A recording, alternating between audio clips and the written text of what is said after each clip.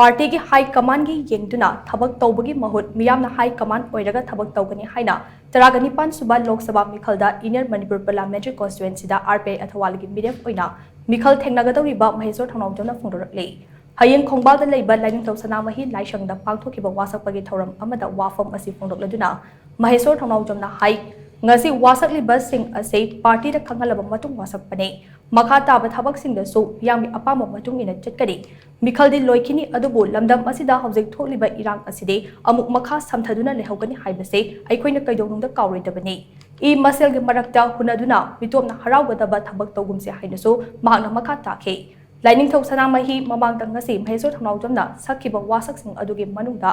Meerep Narolda lamdam asida changsilakliba illegal immigrant sing amade narco terrorist sing lamdam asidagi marufangna tangthoknaba honakani lanjenaduna leiriba ireicha pumnamak masa masagi leifamda matik chaba security piduna tangdul leitaba hanjilhannaba honakani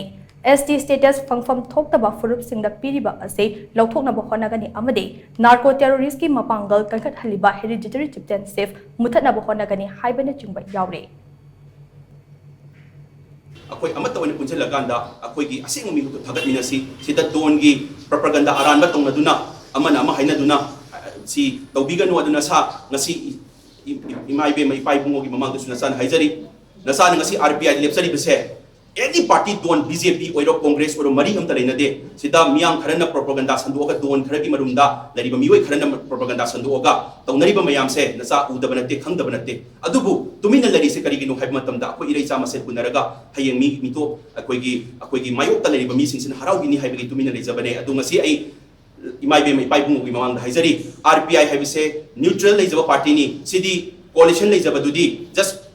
BJP oigera Congress oigera central government the pipe party to lakma tamda du understanding leina bagi wani adu RPI ge any party BJP oiro Congress or mari amta leina de sidi huzik anytime akoi huzik se irai cha gi dam ta fight tawani hana tholap matamda aina tholap matamda support tawbira kani haibagi ai RPI lepcha bane